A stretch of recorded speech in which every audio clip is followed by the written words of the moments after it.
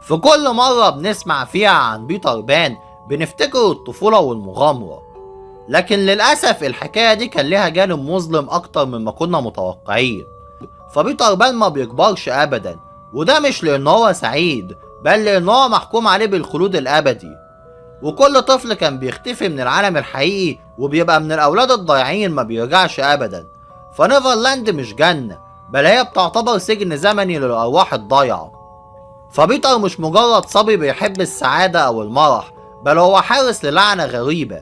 فكل ضحكة وكل مغامرة بتخفي صرخات الأطفال اللي فقدوا طريق العودة لأهلهم. والأغرب كمان إن بعض النظريات بتقول إن هو مش بريء أبدا، بل هو قاتل بطريقة رمزية أو فعلية. فأي طفل كان بيحاول إن هو يهرب أو بيرفض البقاء، نيفرلاند بتمنعه، وبيتر بيحمي مملكته بأي تمن. فابتسامته الطفولية بتخفي عالم مظلم جواه، عالم اللي الأطفال فيه ما بيكبروش وما بيرجعوش وممكن ما بيعيشوش حتى.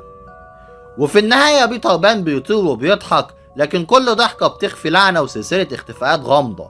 فأرض الأحلام دي من الخارج مشرقة وساحرة، لكنها في الحقيقة مقبرة للأطفال الضايعين.